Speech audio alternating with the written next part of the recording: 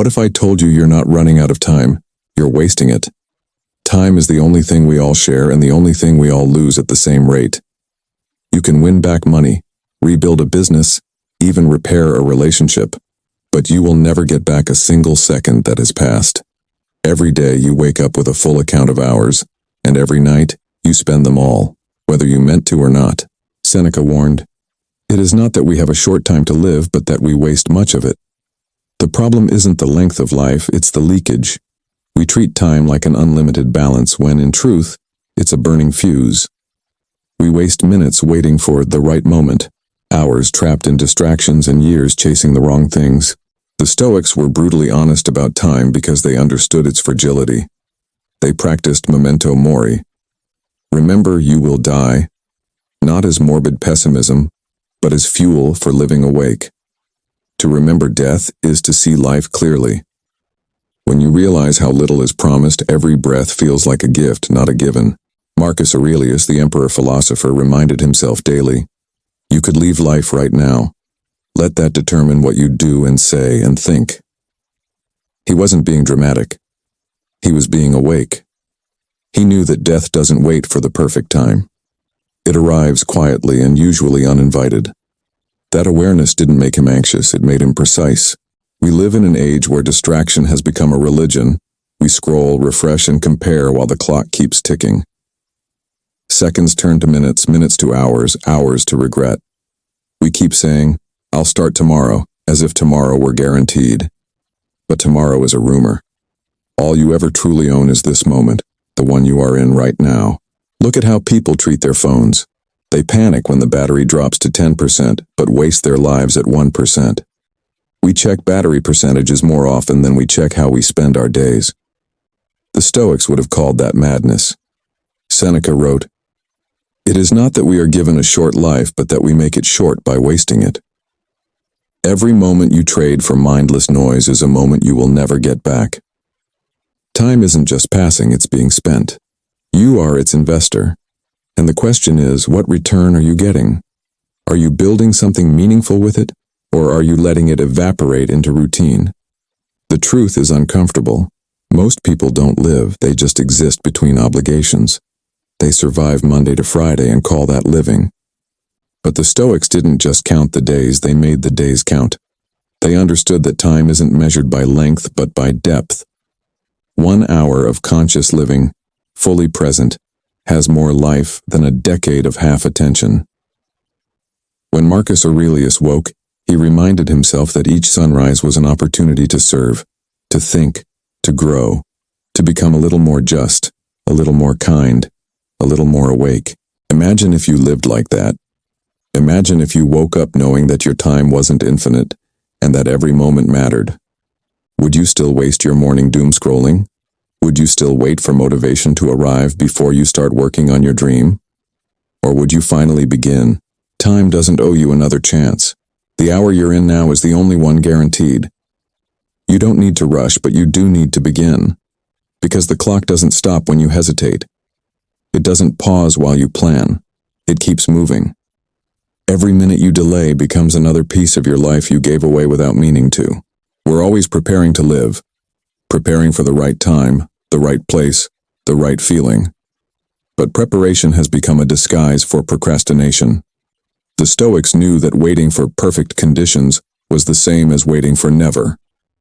The perfect time to start is always now, because now is all you have.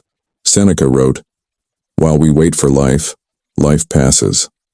The tragedy is that most people realize this only when it's too late. When the calendar runs out, when the body weakens, when the people they love are no longer around, they look back and see how they traded years for the illusion of later. The Stoics didn't fear death. They feared wasted potential. They measured life not by how long they lived, but by how deeply they lived. They believed a short life lived with purpose was infinitely richer than a long one lived in hesitation. You can feel that truth in your bones. You've felt it before. Those moments when you were fully alive. The sunrise after a sleepless night. The laughter with someone you love. The work that absorbed you so deeply that hours vanished. That's what living looks like. That's what time well spent feels like. But somewhere along the way, We start hoarding time like it's money, and then spend it like it's meaningless. We guard our bank accounts while bankrupting our days. The Stoics would have laughed at that irony. They believed that time was life's most sacred resource, something to protect fiercely, to use intentionally, to spend only on what endures. When you say yes to something meaningless, you say no to something that could have mattered. That's the hidden cost of every wasted hour. You're not just losing time, you're losing the life that could have happened inside it. The Stoics lived with discipline, not because they were strict, but because they were awake. They treated every sunrise as a ceremony, every task as an opportunity for virtue, every night as a reckoning. They asked themselves, did I live today? Did I use my time well? Did I waste it on noise? You can do the same. You don't need to change your life overnight. You just need to notice how you spend your minutes. Start with awareness. Look at your schedule. Ask yourself, is this how I'd live if I knew tomorrow wasn't promised? You'll know the answer instantly. The heart never lies about priorities. Maybe you've been saying, I'll start the book later. I'll travel someday. I'll reconnect when things slow down. But they never slow down. The universe won't hand you more time, it's already given you enough. What you do with it is the only thing that matters. When you finally grasp the urgency of time, life doesn't become darker, it becomes sharper. You stop sleeping through your own story. You stop chasing perfection and start chasing presence. You stop pretending you have forever and start living like you actually mean it. You wake up earlier, not because you have to, but because you want to see the light arrive. You move your body, not because you're chasing beauty, but because you honor your ability to move. You call people back. You write the message you've been meaning to send. You forgive faster. You create more. You stop waiting. And in that shift, something beautiful happens. You stop counting your days, and you start feeling them. Each one becomes heavier, richer, alive. You stop saying, where did the week go? Because you were actually there for it. Seneca once asked, who will grant you another day? Who will give you back yourself? The answer is no one. That realization isn't meant to scare you. It's meant to free you. Because once you accept that your time is limited, you stop wasting it trying to please everyone or waiting for the perfect plan. You start choosing with clarity. You start living deliberately. The Stoics didn't want to live forever. They wanted to live fully, to love deeply, to think clearly, to act bravely, to die ready. So tonight, before you close your eyes, take one honest look at how you spent the day.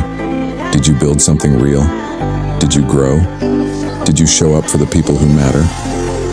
If the answer is yes, then time served you well. If the answer is no, don't despair.